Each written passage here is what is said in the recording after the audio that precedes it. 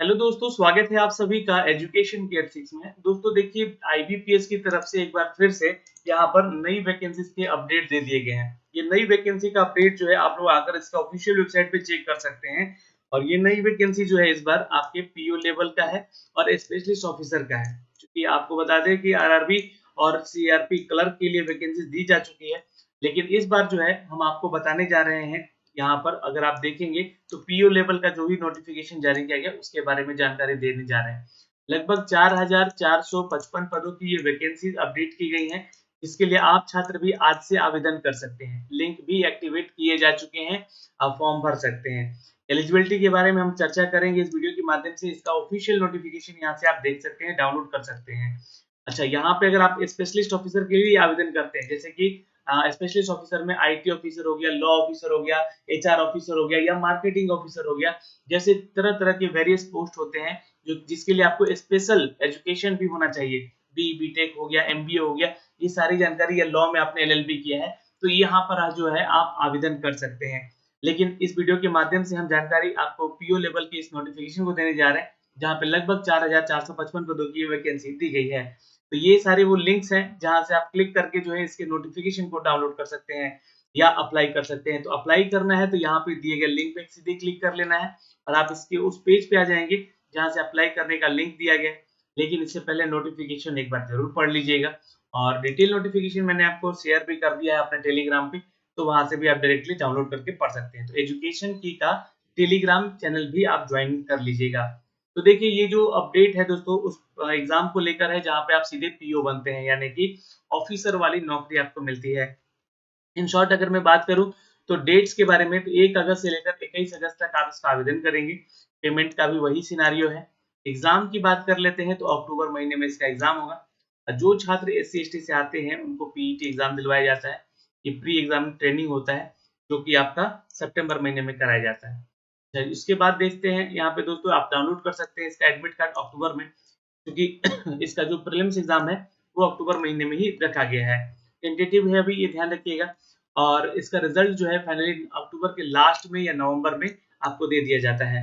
वहीं पे अगर हम बात कर ले इसके एग्जाम के जो मेंस पेपर के लिए एडमिट कार्ड डाउनलोड करने का, वो नवंबर महीना है। एग्जाम भी आपके नवंबर महीने के लास्ट तक ले लिया जाएगा। डिक्लेयर इसका रिजल्ट जो होगा मेंस का, वो दिसंबर के लास्ट में या जनवरी के फर्स्ट वीक में होगा। और इसके बाद एक फाइनल राउंड होता है इसका, जो कि आपका इंटरव्यू का होता है, जो कि जनवरी या फरवरी के मिड में आपको ये ले लिया जाएगा। अब उसके बाद एक आपका ज्वाइनिंग होता है जो कि प्रोविजनल अलॉटमेंट कहा जाता है। ये प्रोविजनल इसलिए होता है क्योंकि इसके दौरान जो है आपका डॉक्यूमेंट वेरिफिकेशन वगैरह होता है और आपकी जांच वगैरह होती है कि आप सही वो छात्र हैं या नहीं है। तो आपका ये जांच होगा अप्रैल में और आपका ज्वाइनिंग भी अप्रैल में करा दिया जाता है। अब देखिए, पीईटी जो है यानी कि जो आपका प्री एग्जामिनेशन ट्रेनिंग जो है, यहाँ पे आपका ऑनलाइन मोड पे हो सकता है या फिजिकल मोड पे भी कराया जा सकता है, ये ध्यान रखिएगा। और ये पीईटी का मतलब आप लोग फिजिकल एफिशिएंसी टेस्ट मत समझिएगा, है ना? ये प्री एग्जामिनेशन टेस्ट है जहाँ पे उन छात्रों को मौका मिलता है ट्रेनिंग करने का जो कि एससी एसटी कैटेगरी या पीडब्ल्यूडी कैटेगरी से बिलोंग करते हैं। खैर, ये तो बात हो गई यहाँ पे। लेकिन अब इसके बारे में सारी जानकारी आप इस इंडेक्सेस को देख के पढ़ सकते हैं कि मतलब इसके बारे में अगर देखेंगे तो कौन-कौन से पार्टनर बैंक हैं जिसके लिए आप एग्ज़ाम दे रहे हैं। एलिजिबिलिटी क्राइटेरिया क्या है, नेशनैलिटी ऐज को लेकर, फिर उसके बाद रिजर्वेशन को लेकर, फिर उसके बाद पीएच कैटेगरी के जो भी छात्र हैं उनको लेकर। यहाँ देखिएगा तो गाइडलाइन आपको दिए गए हैं और इम्पेयर्ड कैंडिडेट को लेकर। फिर इसके बाद कैंडिडेट हू लोकोमोटर से संबंधित है, मतलब जो भी पीएच कैटेगरी से आते हैं छात्र उनके लिए है। फिर एजुकेशन क्वालिफिकेशन को लेकर बातें कही गई हैं जो कि इम्पोर्टेंट है आपके लिए। क्रेडिट हिस्ट्री को लेकर, एप्लीकेशन फीस को लेकर, स्ट्रक्चर ऑफ एग्जामिनेशन, तो सबसे इम्पोर्टेंट यहाँ पर देखिएगा तो डी वाला सेक्शन है, पेज नंबर 10 पे आपका दिया गया है। तो ये सब आपको देखना होगा। फिर पेनल्टी रॉन्ग आंसर यहाँ पे करने को लेकर एग्जाम में, इसके बारे में जानकारी दी गई। नेगेटिव मार्किंग वगैरह होता है, कट ऑफ स्कोर क्या जाता है या क्या हो सकता है, स्कोर वगैरह और एग्जामिनेशन सेंटर्स वगैरह के बारे में जानकारी, प्री एग्जामिनेशन ट्रेनिंग के बारे में जानकारी। यहाँ से सारी जानकारी आपको देखने को मिल सकती है। इस वीडियो के माध्यम से भी आपको सारी जानकारी आपको अप टू डेट की जाएगी। तो चलिए समझते हैं। तो सबसे पहले तो अगर बात कर लें तो ये आपके पार्टनर बैंक है जिसके लिए आप एग्जाम दे रहे हैं। इसमें आप सीधे तौर पे और डायरेक्टली पीओ बनते हैं इस एग्जाम को अगर आप लोग क्लियर करते हैं तो। एलिजिबिलिटी पे आते हैं तो यहाँ पे ध्यान रखिएगा, जो भी छात्र भारत का नागरिक है तो वो तो आवेदन करेगा ही, लेकिन नेपाली, भूटानी, या फिर आप पाकिस्तानी, बर्मा से हैं, श्रीलंका से हैं, ईस्ट अफ्रीका से हैं, ऐसे सारे कंट्रीज से हैं और 1962 से आप यहाँ पे विजिट कर रहे हैं या रह रहे हैं भारत में, तो भी आप इसके लिए एलिजिबल होते हैं आवेदन करने को लेकर। खैर, एज लिमिटेशन की बात की गई है तो यहाँ पे जो 20 से 30 साल के बीच में उनका एज लिमिटेशन है छात्रों का, वही छात्र आवेदन करेंगे। यानी कि उनका जो जन्म तिथि है वो 2 अगस्त 1994 से लेकर 1 अगस्त 2004 के बीच में होना चाहिए, इस बात का ध्यान रखिएगा। एज में छूट भी आपको मिलेगी यहाँ पर 5 साल, 3 साल, 10 साल, ये कैटेगरी वाइज छूट है, यह ध्यान रखिएगा। लेकिन इन कैटेगरीज के आपको सर्टिफिकेट आपको देने होंगे। जी हाँ, अगर आप ओबीसी एनसीएल से आते हैं तो 3 साल का, एससी एसटी से आते हैं तो 5 साल का छूट, पीएच कैटेगरी से आते हैं तो 10 साल का छूट है, एक सर्विसमैन है तो 5 साल का छूट है। तो इन सभी कैटेगरी से अगर आप बिलोंग करते हैं तो आपको यहाँ पे एज में छूट भी मिलेगा। अब इन सब के बारे में जो सर्टिफिकेट दिए गए हैं, उन्हीं सर्टिफिकेट के अनुसार, चूंकि इस पीडीएफ में देखिएगा तो संलग्न किया गया है, आपके साथ साथ नीचे जाकर देखिएगा तो, है ना? तो आप उसको चेक कर लीजिएगा कि उसी फॉर्मेट में आपका जो है सर्टिफिकेट सारा बना होना चाहिए भी है, ईडब्ल्यूएस है या ओबीसी है, एससी एसटी है ना? चलिए, तो ये तो हो गया। यहाँ पर दोस्तों इन सभी चीज़ों को लेकर देख लीजिएगा कि आप कितने परसेंट डिसेबल हैं और उस डिसेबिलिटी में यहाँ पर एलिजिबिलिटी है या नहीं आपकी, ये जानकारी यहाँ पे दी गई है। और मल्टीपल डिसेबल वालों के लिए भी यहाँ पे अपडेट है, यहाँ से आप देख सकते हैं। तो ये सारी जानकारियाँ दी गई हैं यहाँ पे उनके लिए जो कि पीएच कैटेगरी से संबंधित छात्र हैं यहाँ पे।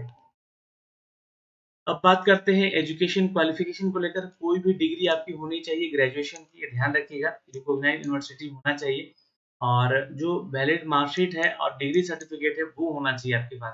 तो ये ध्यान रखिएगा, आपके पास मार्कशीट और डिग्री सर्टिफिकेट पास होने के बाद होना चाहिए और आप उसको आवेदन कर रहे हैं तो या कर रही हैं तो, मेल और फीमेल दोनों के लिए है। और इसमें कोई भी स्पेशल एजुकेशन नहीं मांगा गया, सिर्फ ग्रेजुएशन होना चाहिए और आप जो है इसके लिए आवेदन कर सकते हैं। अब आगे चलते हैं दोस्तों, यहाँ पे अगर देखिए यहाँ पे बोला गया है कि अगर आपका जो परसेंटेज है वो 60% नहीं है ना? तो आप इधर आवेदन नहीं करिएगा। सीधी-सी बात है, the percentage of marks shall be arrive at the dividing of the total marks obtain the candidate subject semester wise, aggregate wise और मैक्सिमम मार्क्स वाइज। ये आपका जाँच किया जाएगा मल्टीप्लाई बाय द 100, मतलब कि इसको 100% मान के।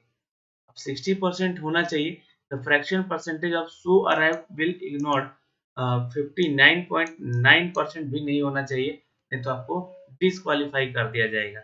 और जो एससी-एसटी छात्र हैं उनको 55% का मौका दिया गया, तो 55% जो है आपका होना चाहिए, नहीं तो 54.99 होगा तो डिस्क्वालीफाई कर दिया जाएगा। तो ये ध्यान रखेंगे आप लोग यहाँ से इस चीज़ का। ओके, अब यहाँ पे देखते हैं एप्लीकेशन फीस को लेकर जो बातें कही गई हैं। तो एससी, एसटी, पीडब्ल्यूडी वाले छात्र ₹175 प्लस जीएसटी चार्ज देंगे यहाँ पे और जो अदर्स हैं उनको ₹850 चार्ज लग रहा है। और यहाँ ध्यान रखें विद इंक्लूडिंग जो है जीएसटी है ये चार्जेज आपको। ठीक है, तो बैंक ट्रांज़ैक्शन ऑनलाइन पेमेंट ही करना आपको। अब एग्ज़ाम की प्रोसेस पे आते हैं, यानी कि जो एग्ज़ाम का प्रोसेस है, 2 फ़ेज़ में इसका एग्ज़ाम होगा। पहला फ़ेज़ जो है आपका पीटी है, जिसमें कि आपका 100 नंबर का टेस्ट होगा। इंग्लिश, क्वांट और रीज़निंग से संबंधित प्रश्न होंगे, जहाँ इंग्लिश के 30 प्रश्न 30 मार्क्स के और मैथ रीज़निंग के 35-35 क्वेश्चन होंगे 35-35 मार्क्स के। इंग्लिश वाला क्वेश्चन तो इंग्लिश में ही रहेगा, 20 मिनट का आपको टाइम दिया जाएगा, क्योंकि यहाँ पर जो है ये स्लॉट वाइज़ आपका एग्ज़ाम होता है, तो स्लॉट वाइज़ ही आपका मार्क्स भी मिलेगा, समय भी मिलेगा। 20 मिनट आपको मिलेगा क्वांट के लिए और 20 मिनट रीज़निंग के लिए। ये ध्यान रखिएगा, यहाँ पे इंग्लिश और हिंदी दोनों ही लैंग्वेज में इसका पेपर होगा। 1 घंटे का ये पेपर होगा, 100 नंबर का ये पेपर होगा। ये ध्यान रखिएगा, इसमें आपको क्वालीफाई करना है सिर्फ। उसके बाद अगर आप क्वालीफाई कर जाते हैं, तो आप मेंस एग्ज़ाम में आते हैं, जहाँ पर आपका ऑब्जेक्टिव और डिस्क्रिप्टिव दोनों तरह का परीक्षा लिया जाता है। डिस्क्रिप्टिव क्या है मैं आपको बताता हूँ। पहले तो आपको ऑब्जेक्टिव एग्ज़ाम में रीज़निंग, कंप्यूटर से संबंधित 45 क्वेश्चन 60 मार्क्स के होंगे। ये दोनों ही लैंग्वेज में पूछे जाएँगे और 60 मिनट का आपको समय दिया जाएगा। 1 घंटे का ये पेपर होगा। और उसके बाद जनरल इकोनॉमी, बैंकिंग अवेयरनेस इसका भी पेपर होगा। इसका 35 मिनट का एग्ज़ाम होगा, है ना? 40 क्वेश्चन होंगे, 40 मार्क्स के क्वेश्चन होंगे। ये जीके वगैरह होगा आपका यहाँ पर बैंकिंग से संबंधित और आपका करंट अफेयर वगैरह होगा। फिर उसके बाद अगर देखें तो इंग्लिश लैंग्वेज का पेपर फिर होगा। 35 क्वेश्चन होंगे, ये 40 मार्क्स के होंगे, इंग्लिश में ही पेपर होगा और ये 40 मिनट तक एग्ज़ाम होंगे। फिर डेटा एनालिस्ट यानी कि जो मैथ्स का पेपर होगा, 35 क्वेश्चन होंगे, लेकिन ये 60 मार्क्स का होगा। ये टोटल मिला के अगर देखिएगा तो 200 नंबर का ये पूरा एग्ज़ाम होगा। 155 क्वेश्चन आपको दिए जाएँगे, ठीक है? 3 घंटे का ये पेपर होगा। मैथ वाला पेपर 45 मिनट का आपको समय दिया जाता है, ठीक है? अब यहाँ पे आपको जो है एक डिस्क्रिप्टिव पेपर होगा, जो कि इंग्लिश लैंग्वेज का होगा, जहाँ पे लेटर राइटिंग और ऐसे आपको लिखना होगा। 2 ही क्वेश्चन होगा, 25 मिनट का, यहाँ पे 25 मार्क्स का होगा, इंग्लिश में आपको लिखना होगा और ये 30 मिनट आपको यहाँ पे समय मिलेगा और ये आपको जो है कार्य कंप्यूटर पे ही करना होगा। ये ध्यान रखिएगा। ये डिस्क्रिप्टिव पेपर जो लैंग्वेज है, ये लेटर राइटिंग और ऐसे से संबंधित प्रश्न होंगे, जो कि ऑटोमेटेड होंगे स्कोर मशीन मैकेनिज़्म को लेकर और यहाँ पे जो है आपको इसका इंग्लिश लैंग्वेज में एग्ज़ाम होगा। यहाँ पे ऑब्जेक्टिव मैनर एज़ मैकेनिज़्म मतलब कि आपका क्या है कि आप ऑब्जेक्टिव लेवल को पास करते हैं, तभी इस कॉपी को जाँच किया जाएगा आपका। ठीक है? ये ध्यान रखिएगा। तो ख़ैर ये तो आप भी अगर तैयारी है अच्छी तो आप इसको निकाल सकते हैं, लिख सकते हैं अच्छे से, है ना? अब आते हैं यहाँ पे आगे वाले सेक्शन पे जहाँ पे इस एग्ज़ाम को आप देते हैं, दोनों ही एग्ज़ाम में 1/4 का नेगेटिव मार्किंग रखा गया है, इस बात का ध्यान रखिएगा और हर क्वेश्चन के लिए जो भी मार्क्स यहाँ पे एलिजिबल होंगे, उसमें रखे जाएँगे। इसमें नॉर्मलाइज़ेशन वगैरह भी होता है क्योंकि अगर वेरियस डेट में आपके एग्ज़ाम होते हैं, तो नॉर्मलाइज़ेशन भी किया जाता है। कट ऑफ के बारे में जानकारी दी गई है। मेंस एग्ज़ाम ही आपका जो है कि सिलेक्शन का आधार है। तो यहाँ पे देखिएगा तो ऑब्टेन जो भी स्कोर होगा मेंस में, उसी को कैलकुलेट करके आपका जो है शॉर्टलिस्ट किया जाएगा और इसमें कट ऑफ जाता है। तो ऐसा नहीं कि सिर्फ क्वालीफाई हो गए तो आपको यहाँ पे रखा जाएगा और इंटरव्यू के लिए भेजा जाएगा। कट ऑफ पार करेंगे। हाईएस्ट कट ऑफ को 100 माना जाता है ना? अब मान लीजिए कोई छात्र का यहाँ पे 90 मार्क्स आ गया, ठीक है? अब 90 मार्क्स आ गया तो 90 को हाईएस्ट कट ऑफ माना जाएगा। अब 90 के आस-पास जितने लोग हैं, आयोग तय करेगा कि कितने नंबर तक के छात्रों को हम लोग यहाँ पे सेलेक्ट करते हैं। तो ये आईबीपीएस तय करता है। इसके बाद यहाँ पे देखिएगा तो स्कोर है, आपका क्या स्कोर आया है, ये देख लीजिएगा। एग्ज़ामिनेशन सेंटर्स के बारे में दिए गए हैं। अब ये सारी जानकारी आपको यहाँ से देखने को मिलेगी। आप यहाँ से क्वालीफाई होते हैं तो आपको इंटरव्यू के लिए फिर बुलाया जा सकता है। ये आपका एग्ज़ाम का प्रोसेस है और इसका सिलेबस भी आपको मेंशन किया गया है कि क्या-क्या टॉपिक से क्वेश्चन कहाँ-कहाँ पूछे जाते हैं। तो इसी इंडेक्सेस में आइएगा नीचे यहाँ पे तो आपको जो है सिलेबस भी देखने को मिलेगा। अच्छा, यहाँ पे डॉक्यूमेंट्स फॉर्म भरने समय ध्यान रखना है, आपको अपना क्या-क्या रखना है मैं आपको बताऊँगा अभी, है ना? एक फ़ोटोग्राफ चाहिए, एक पैन कार्ड या आधार कार्ड या फिर आपका वोटर कार्ड चाहिए, है ना? राशन कार्ड वगैरह है तो भी आप अप्लाई कर सकते हैं, ठीक है? और ये क्या आपका फॉर्म भरते समय नाम वगैरह कैसे लिखना है, एक बायोमेट्रिक वेरिफ़िकेशन होता है, उसमें ध्यान रखिएगा। आपका फ़ोटो, आपका थंब इम्प्रेशन और एक हैंड रिटन जो है चीज़ें यहाँ पे माँगी जाएँगी, जो कि आपका लगेगा भी यहाँ पे और हैंड रिटन में जो भी चीज़ें लिखनी है, उसके बारे में भी जानकारी दी गई है। और यहाँ से देखिएगा तो फॉर्म भरने का प्रोसेस बताया गया है। 1 अगस्त से लेकर 21 अगस्त के बीच में आपको फॉर्म ये भरना है और ये फीस चार्ज आपका लगने वाला है। एससी-एसटी के लिए 175 है और पीडब्ल्यूडी के लिए और 850 है आपका सभी के लिए। तो ये ऑनलाइन आपका एग्ज़ाम का पेमेंट का प्रोसेस है यहाँ पे। अब देखिए यहाँ पे बोला गया है कि एक फ़ोटोग्राफ होना चाहिए, एक सिग्नेचर होना चाहिए इसका scan copy, left thumb impression होना चाहिए, हैंड रिटन डिक्लेरेशन होना चाहिए। और सर्टिफिकेट मेंशन क्लाउज़ दिया गया है, इफ एप्लीकेबल है तो। और candidate will also require the capture and upload their live photo यानी कि वेबकैम के द्वारा जो है आपको यहाँ पर क्या करना है, अपना फोटो अपलोड करना है। अगर वेबकैम नहीं है आपके पास, तो मोबाइल है, तो एक इसका यहाँ पे स्कैनर दिया गया है। स्कैनर को स्कैन कीजिएगा और अपने मोबाइल से फोटो खींच के यहाँ पे सीधे आप अपलोड कर सकते हैं। ठीक है। यहाँ पे देखिएगा तो जो हैंड रिटन की बातें कही गई हैं, तो आपको यहाँ पे हैंड रिटन में क्या लिखना है, उसके बारे में भी जानकारी दी गई है आगे। उसको आप देख के जो है हैंड रिटन में क्या लिखना है, ये जानकारी आप लिख के उसका स्कैन करके और उसको अपलोड कर दीजिएगा।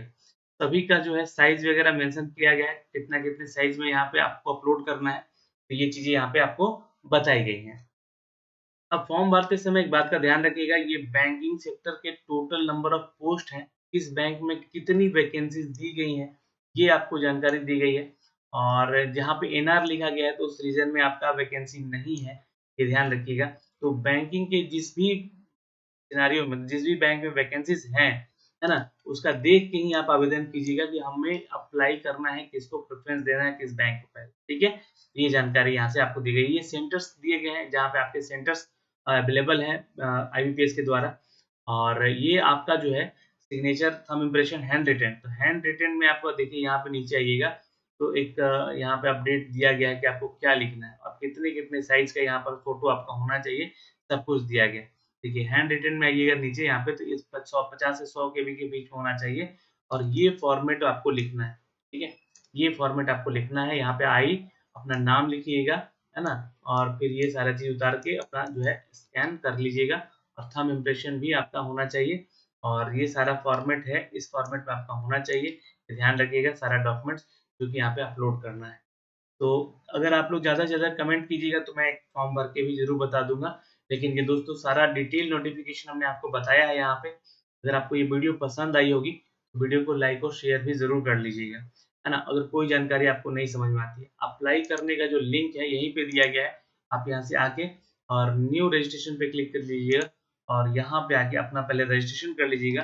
बेसिक इन्फॉर्मेशन आपका नाम जो है, मिडल नेम, लास्ट नेम क्या है, फ़ोन नंबर आपका लगेगा यहाँ पर, मोबाइल नंबर और ईमेल आईडी आपका लगेगा यहाँ पे और इसको सबमिट कर लीजिए तो रजिस्ट्रेशन कंप्लीट होगा। दूसरे सेक्शन में आपको फोटो सिग्नेचर अपलोड करना है, तीसरे में आपका अपना डिटेल देना है और चौथे में इसको प्रीव्यू करके और जो डॉक्यूमेंट्स मैंने आपको बताए हैं उसको अपलोड करने हैं। फाइनली पेमेंट कर लेना है। तो ये प्रोसेस है। तो ये प्रोसेस के लिए मैं आपको एक अलग से वीडियो बना के बता दूँगा कि फॉर्म कैसे भरना है, ठीक है? तो आपको मैं बताया कि आईबीपीएस के द्वारा जो वैकेंसीज़ निकाली गई हैं, स्पेशलिस्ट ऑफिसर्स के लिए है और यहाँ पर देखिएगा तो आईबीपीएस पीओ के लिए नोटिफ़िकेशन आपने स्पेशलिस्ट ऑफिसर का भी यहाँ से ऐसे डाउनलोड कर लेना है और यहाँ पे भी नीचे आकर आप लोग चेक कर सकते हैं कि कितने-कितने पदों के लिए ये वैकेंसीज़ दी गई। अच्छा ये फॉर्मेट्स दिए गए हैं आपके, इस फॉर्मेट में आपको अपना सर्टिफ़िकेट क्रिएट करना है। तो क्रिएट कर लीजिएगा पहले अपना सर्टिफ़िकेट वगैरह और उसके बाद ही आप इसको आवेदन कीजिएगा। यहाँ पे देखिएगा तो ये टोटल वैकेंसीज़ जो है यहाँ पे दी गई हैं। टोटल वैकेंसीज़ यहाँ पे देखिएगा तो 25 है ना? 25 है स्पेशलिस्ट ऑफिसर के लिए। तो ज़्यादा पोस्ट नहीं है लेकिन बैंकिंग सेक्टर के पीओ के लिए सबसे ज़्यादा पोस्ट दिया गया है 4400 यहाँ पे। अच्छा ये स्पेशलिस्ट ऑफिसर को माफ़ करिएगा 205 पोस्ट यहाँ पे दिया गया है। ठीक है? यहाँ पे दिया गया है 125, यहाँ पे दिया गया है 170। ठीक है? ये जो है आपका स्पेशलिस्ट ऑफिसर का जो है ना आपका जो कि पोस्ट है जैसे एचआर पोस्ट के लिए कितना वैकेंसी है, एग्रीकल्चर के लिए कितना वैकेंसी है या आईटी सेक्टर के लिए है वो कितना वैकेंसी है, ये सारा दिया गया है। जैसे आईटी के लिए 170 है यहाँ पे। तो ये जो है आपका पोस्ट वाइज़ वैकेंसी दिया गया है, इसलिए यहाँ पे अलग-अलग दिया गया है, ठीक है? तो इसके लिए आप यहाँ पे आवेदन कर सकते हैं और कर सकती हैं। तो फिलहाल दोस्तों इस वीडियो में इतना ही। सारे डिटेल मैंने आपको बताए हैं नोटिफ़िकेशन के बारे में, है ना? आप इसको जाके आवेदन कीजिए। All the best, good luck, जय हिंद। फिर मिलेंगे अगले वीडियो में।